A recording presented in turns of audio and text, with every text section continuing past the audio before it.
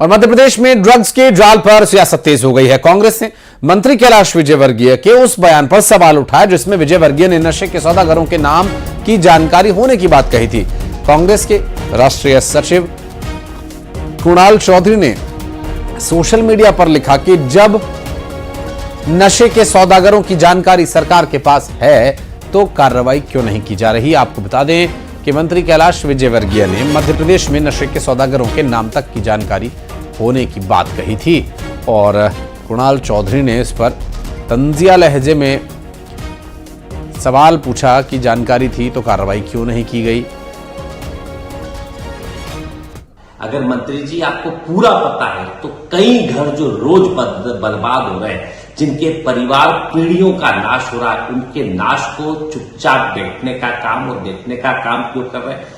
DGP साहब से सवाल है, अगर केंद्रीय मंत्री को इतनी बड़ी जानकारी है कि कौन इतने बड़े नशे का सौदागर है, कौन इतने नशे को मध्य प्रदेश में फैला रहा है, कौन उड़ता हुआ मध्य प्रदेश बना रहा है, तो क्यों ना मंत्री जी से सख्त तरीके से पूछताछ करी जाए ताकि ये उनको बताने का काम करें।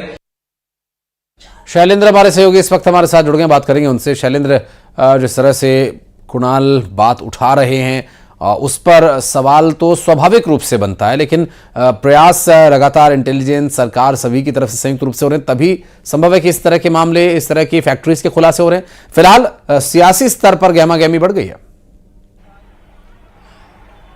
बिल्कुल ठीक आशीष, आपने ठीक कहा। जिस तरीके से राजधानी भोपाल में जो ड्रग्स की फैक्ट्री मिली, 1800 करोड़ रुपए का यहाँ ड्रग्स बरामद हुआ, क्या अन्य केमिकल बरामद हुए। जिस तरीके से 2 दिन पहले ही आदिवासी बाहुल्य क्षेत्र झाबुआ में भी जो ड्रग की फैक्ट्री बरामद हुई और वहां पर भी भारी मात्रा में ड्रग मिली, उसके बाद जो है वो लगातार सवाल खड़े हो रहे थे। लेकिन जिस तरीके से मध्य प्रदेश सरकार के नगरीय प्रशासन मंत्री मंच से जब कहते नजर आ रहे हैं कि उनको पता है कि ये नशे की खेप कहाँ से आती है और कौन कौन इसमें शामिल है, तो यही कारण है कि कांग्रेस इस पर सवाल खड़े कर रही है और कह रही है कि जब आपको सब कुछ पता है तो आखिर ये जानकारी आप एनसीबी एटीएस को क्यों नहीं देते, क्यों उनके खिलाफ जो है वो कार्रवाई नहीं होनी चाहिए। और आप अगर जानकारी आपके पास है लेकिन उसके बावजूद भी अगर आप संबंधित एजेंसियों। शैलेंद्र, मैं आपके पास आऊंगा, मैं आपके पास लौटूंगा, आप रहिएगा हमारे साथ। नेहा बग्गा जी जुड़ गई हैं भारतीय जनता पार्टी से। नेहा जी, बहुत स्वागत है न्यूज 18 पर। ये सवाल स्वाभाविक रूप से अब उठेंगे ही, लेकिन मैं चाहूंगा कि आप बीजेपी नेता होने से पहले एक जिम्मेदार नागरिक होने के नाते इस पर जरूर जवाब दें।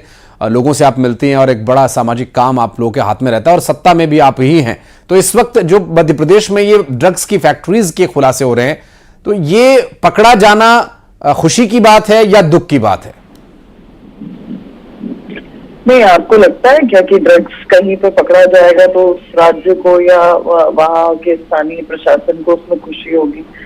निश्चित तौर पर जो ड्रग्स पकड़ा गया है इसमें सरकार की मंशा ही स्पष्ट हो रही है।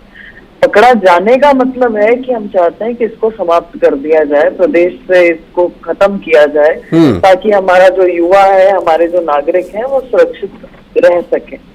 और जिस प्रकार की ओछी राजनीति कांग्रेस कर रही है, कांग्रेस भी इसी समाज में रहती है, इसी प्रदेश में रहती है। हाँ। और राजनीतिक दल भी है, अगर उनके पास कोई जानकारी थी तो वो सामने आ जाते। कई बार आपने भी इसमें अधिकारियों के जो बयान आए हैं वो स्पष्टता के साथ सुने होंगे कि कई बार कुछ जो केमिकल्स है उसके फॉर्मेशन के लिए फैक्ट्रीज लगाई जाती है और फिर उसका जो आगे प्रोसेस होता है वो ड्रग्स का फॉर्म ले लेता है। तो अब जब उसको नस्ताबूत करके समाप्त करके इतने बड़े संख्या में पकड़ा है, आरोपी सलाखों के पीछे हैं, लगातार उसके तार जो है जहां जहां जुड़े हुए हैं उस पर कार्रवाई हो रही है, तो कांग्रेस इसमें भी निकल गई है। और देखिए, मैंने नेहा जी इसीलिए आपको शुरू में इसीलिए मैंने निवेदन किया कि आप बीजेपी नेता होने के नाते नहीं, आप एक जिम्मेदार नागरिक होने के नाते, एक पब्लिक फिगर होने के नाते जवाब दीजिएगा। इसमें कांग्रेस का विषय या बीजेपी का विषय नहीं था। चलिए ठीक है, आप ले आए हैं तो अब कांग्रेस बीजेपी के हिसाब से बात करेंगे। भूपेंद्र गुप्ता जी भी हमारे साथ जुड़ गए। भूपेंद्र जी, झाबुआ की फैक्ट्री पर रेड होती है, उसके बारे में खुलासा होता है, स्थानीय पुलिस को पता ही नहीं है कि उनके नाक के नीचे क्या हो रहा है। देखिए, ये तो पूरी जब व्यवस्था चौपट होती है और लोग जब बलात्कारियों को बाहर निकलने पर उनको माला और गजरे पहनाकर और लड्डुओं से स्वागत करने लगते हैं, उनकी आरती उतारने लगते हैं, तो समाज में जो है अपराध महिमा मंडित होता है। आदरणीय नेहा जी को जो है ज्ञान नहीं है नारकोटिक्स के कानून का, कि इस कानून में क्या लिखा हुआ है। सरकार जो है जो तत्काल जो कार्रवाई सरकार को करनी चाहिए, जब जो है मंत्रियों की तस्वीरें सामने आ रही हैं अपराधियों के साथ, तो उनके सीडीआर क्यों नहीं निकालते कि उनके जो है सीडीआर निकाले, सरकार जांच करे कि उनकी क्या बातचीत होती थी उन अपराधियों से, उनके क्या कोई संपर्क रहे, और जो है तब प्रदेश में अपराध खत्म होगा, नशा खत्म होगा। मध्य प्रदेश जैसे राज्य में जहाँ जो है आधा ग्राम की पुड़ियां पकड़ी जाती थी, आज जो है किलो से और टनों से जो है अगर नशा पकड़ा जा रहा है, गांव-गांव में लोग नशे के शिकार हैं, पूरी की पूरी एक पीढ़ी और नस्ल को बर्बाद किया जा रहा है। तो ये जिम्मेवारी किसकी है इनके ऊपर नकेल कसने की? आपको पता है कि नहीं पता है, ये समीक्षा का विषय हो सकता है, इसमें विवाद हो सकता है, लेकिन जब पकड़ी जा रही है तो ये तो चीज है कि यहाँ पर खपत हो रही है। तो ये जो है इतना पैसा इन्वेस्ट करने वाले लोग कौन है? सरकार इस पर खामोश है। ये जो है फैक्ट्री में जवाब देना चाहूंगे। जी नेहा जी कुछ कहना चाहती है? भूपेंद्र जी चूंकि समय की कमी है, नेहा जी बहुत कम समय में जरूर बोलिएगा, आप जरूर बोलिएगा, मुझे बोलने दीजिए, पहले मेरी बात पूरी होने दीजिए। भूपेंद्र जी मेरी बात पूरी होने दीजिए भाई, मेरी बात पूरी होने दीजिए, कांग्रेस नहीं, मेरी बात पूरी होने दीजिए। नेहा जी सुन लीजिए, नेहा जी सुन लीजिए, भूपेंद्र जी कुछ और भी कहना चाहते हैं, साथ में जवाब दीजिएगा। सुनिए, नहीं देखिए भूपेंद्र जी का जो ये जो है बेचैन हो गई है, ये भारतीय जनता पार्टी जो है ये सत्ता के नशे में है, और इसलिए जो है मैं माफी चाहूंगा भूपेंद्र जी, माफी चाहूंगा। नेहा जी समय थोड़ा कम है, इसलिए आप दोनों का धन्यवाद भी करना चाहूंगा, आपने समय निकाला बातचीत करने के लिए। तो ये जो ड्रग्स का एक विषय है शैलेंद्र, इस पर मुझे लगता है कि इस राजनीतिक आरोप प्रत्यारोप से ऊपर उठकर थोड़ा अगर हम सोचें तो प्रदेश के लाखों युवाओं के जीवन को हम बचा सकते हैं। और ये जो नशे में इस्तेमाल होने वाला पैसा है जो देश ही के खिलाफ इस्तेमाल करते हैं, इसके पीछे काम करने वाले लोग, तो उससे भी हम बच सकते हैं। बहुत शुक्रिया आपका, आप दोनों का हमारे साथ जुड़ने के लिए। बहुत बहुत शुक्रिया शैलेंद्र आपका भी इस विषय पर हमारे साथ जानकारी साझा करने के लिए। और अब आपको ये सुनवाते हैं कि इंदौर में कैलाश विजयवर्गीय ने क्या कुछ कहा था। देखिए, पहली समस्या इस शहर की ट्रैफिक की है मुख्यमंत्री जी। दूसरी समस्या जो अभी नई पैदा हो गई है वो हमारे नौजवान नशे की ओर दौड़ रहे हैं। आपके निर्देश पर पुलिस ने बड़ी अच्छी कार्रवाई की है, हमें संतोष है, पर अभी संतुष्टि नहीं है। उसका कारण है कि चोर को तो पकड़ रहे हैं पर चोर की मां तक नहीं पहुंच रहे हैं। मैं इस खुले मन से कह रहा हूं कि ये सब ड्रग्स वगैरह ये प्रतापगढ़ से आते हैं। मुख्यमंत्री जी, इसमें भोपाल के अधिकारियों को हस्तक्षेप करना पड़ेगा, क्योंकि यहां पर राज्य की पुलिस, राजस्थान की पुलिस से संपर्क करके मेरे को तो नाम भी पता लग गए कि कौन कौन लोग हैं वहां पर। इन सब को अगर जेल की शिक्षों में नहीं डाला तो हमारे मध्य प्रदेश की तरुणाई को बर्बाद करने के लिए कुछ लोग लगे हुए हैं। और भोपाल में हमीदिया अस्पताल के आउटसोर्स कर्मचारी हड़ताल पर चले गए हैं।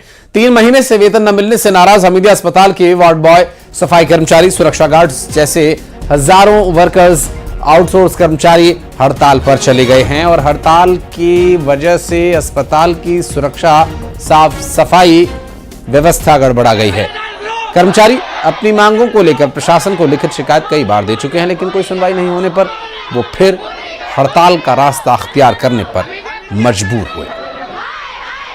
राजधानी भोपाल के सबसे बड़े सरकारी अस्पताल हमीदिया की व्यवस्थाएं गड़बड़ा गई। जो आउटसोर्स कर्मचारी जो है वो हड़ताल पर चले गए। कारण इसका यह है कि 3 महीने से लोगों को वेतन नहीं मिला, और यही कारण है कि वार्ड बॉय सहित जो तमाम स्टाफ है वो अब हड़ताल पर चला गया है, और वो लगातार यहाँ पर प्रदर्शन भी कर रहे हैं। और हालांकि मैनेजमेंट की तरफ से अभी तक उनसे कोई मिलने नहीं पहुंचा है। हम सीधे बात करने का प्रयास करेंगे उनसे।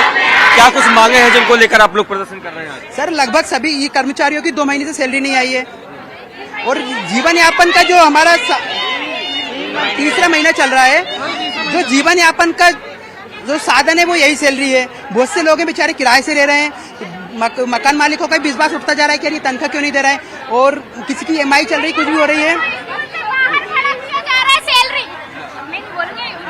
क्या कुछ दिक्कत है? सर, हम लोग की परेशानी है, 3 महीने से पेमेंट नहीं दी गई है, और हम लोग से बोलते कि ज्यादा कुछ भी हो तो रिजाइन दे दो। कोई 8,000 हमारे हाथ में आ रहे हैं, 10,000 बोल रहे हैं लेकिन आ रहे हैं 8,000 पेमेंट। नहीं मिली आपको सैलरी? सर तो 2 महीने हो गए, तीसरा चल रहा है सर 15 तारीख। आप देख सकते हैं कि तमाम जो आउटसोर्स कर्मचारी यहाँ पर मौजूद हैं उनका सीधे तौर पर कहना है कि सैलरी नहीं मिल रही। हाँ जी बताइए। अभी इस संबंध में हमसे डीन मैडम ने बात की, हमारे कंपनी के सीनियर अधिकारियों ने बात की, बहुत कदर करते हैं हम उनकी, बहुत इज्जत करते हैं। डीन मैडम ने कहा कि हम भी निरंतर प्रयास कर रहे हैं, हमारे कंपनी के सीनियर अधिकारियों ने कहा कि हम प्रयास कर रहे हैं, हम उनके साथ सहमत हैं, बहुत कदर करते हैं उनकी, लेकिन हम मजबूर हैं। यदि आप बाकी प्रयास करें तो फिर जिम्मेदार कौन से सामने आना चाहिए। और बात करेंगे ग्राउंड पर पहुंचे हमारे सहयोगी शैलेंद्र भदौरिया से भी। शैलेंद्र, आज के समय में 8 या 10,000 रुपए के वेतन में घर चलाना यूं भी लगभग नामुमकिन सा है, और इसके बावजूद यहां 3-3 महीने से सैलरी नहीं मिल रही है। आखिर ये हॉस्पिटल हमीदिया प्रबंधन क्या चाहता है? वो जो एजेंसीज इन लोगों को हायर कर रही हैं, क्या उसकी मंशा है, क्या उसका जवाब है?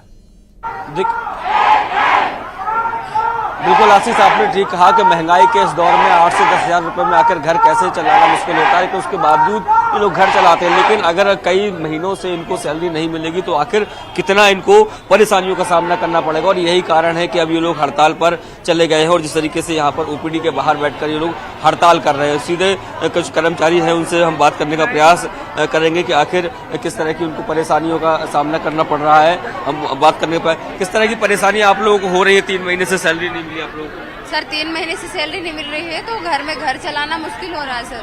हम लोग घर में कैसे चला रहे हैं, कभी भूखे आ रहे हैं ड्यूटी, कभी कुछ कर रहे हैं ड्यूटी में। अभी इससे पहले छुट्टी नहीं दी जा रही थी, अब पेमेंट की मांग कर रहे हैं हम लोग की पेमेंट कब आ रही है, एक्शन ले रहे हैं इस बात पे। तो बोलते हैं ड्यूटी करना है तो करो, नहीं तो घर जाओ, पेमेंट नहीं आ रही है, नहीं आएगी।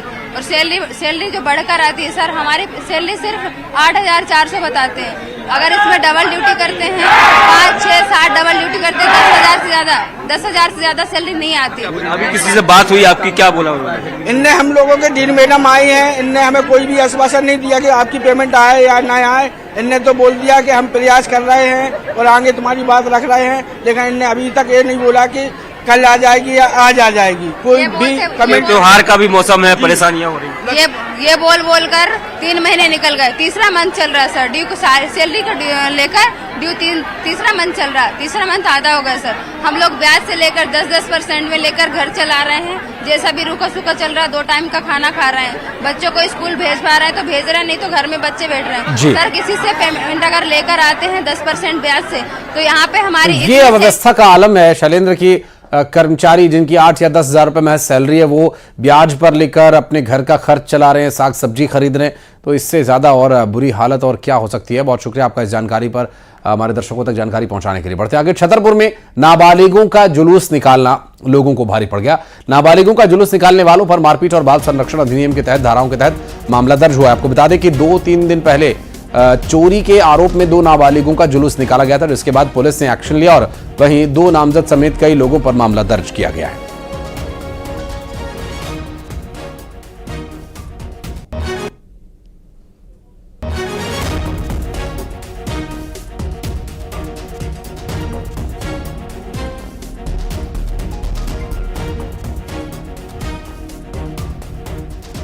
इसमें उनके परिवार को सपुर्द भी किया है। उनसे जब पूछताछ हुई तो उनके द्वारा बताया गया कि कुछ लोगों ने उनके साथ मारपीट करी है, जिसका बाद में आपके माध्यम से संज्ञान में आया कि वीडियो भी कुछ वायरल हुआ है। तो इस पर भी त्वरित कार्रवाई करते हुए पुलिस ने FIR करी है, जिसमें कि IPC और साथ में बाल हक संरक्षण अधिनियम जो है, दोनों सेक्शन सुसंगत सेक्शंस पे FIR हुई है। 2 नामजद हैं और बाकी अन्य भी हैं, उनको हम वेरीफाई कर रहे हैं। जो भी होंगे उन सबके खिलाफ वैधानिक कार्रवाई होगी।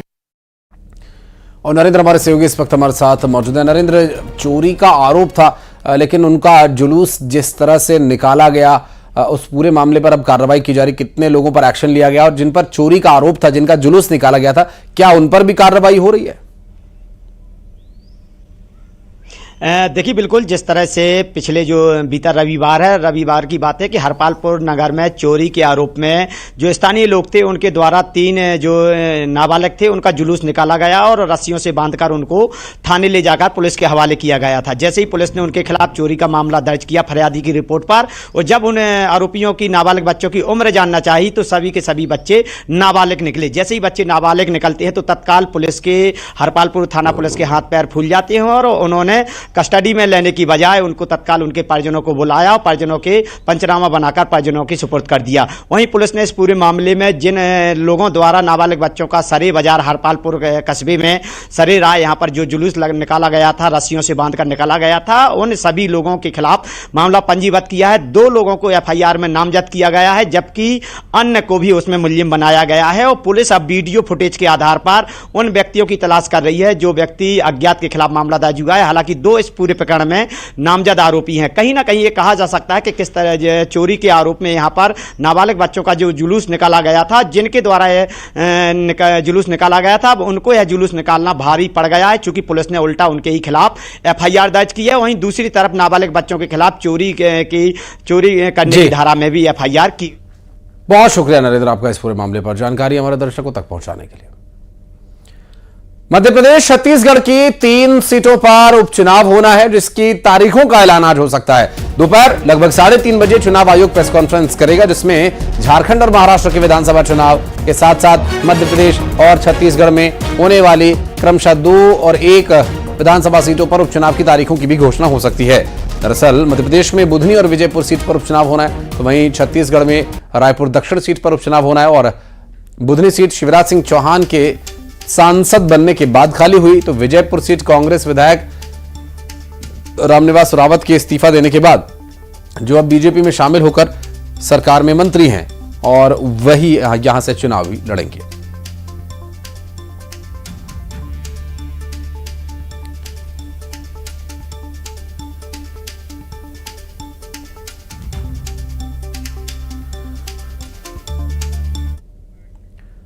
और छत्तीसगढ़ में रायपुर दक्षिण विधानसभा उपचुनाव को लेकर डिप्टी सीएम अरुण साव का बयान आया। उन्होंने कहा कि उपचुनाव को लेकर बीजेपी पूरी तरह से तैयार है।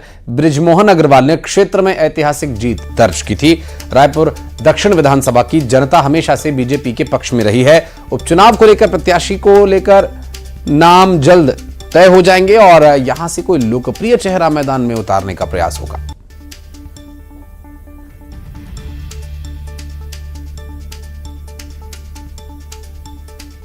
दक्षिण में भारतीय जनता पार्टी जीतती रही है और रायपुर दक्षिण से बृजमोहन अग्रवाल जैसे कद्दावर नेता हमेशा भारी बहुमत से जीतते रहे हैं। भारतीय जनता पार्टी को हमेशा रायपुर दक्षिण से आशीर्वाद मिलता रहा है और स्वाभाविक है कि जब भारतीय जनता पार्टी को आशीर्वाद उस विधानसभा से मिलता है तो ज़्यादा कार्यकर्ताओं की इच्छा होती है कि वे प्रत्याशी बने और निश्चित रूप से भारतीय जनता पार्टी अच्छे प्रत्याशी को चुनाव के मैदान में उतारेगी और सब लोग मिलकर उस प्रत्याशी के लिए काम करेंगे। फिर से रायपुर दक्षिण की जनता कमल पर, भारतीय जनता पार्टी पर भरोसा जताएगी। और खबरें आगे भी जारी हैं। दमदर 11 में फिलहाल इतना ही।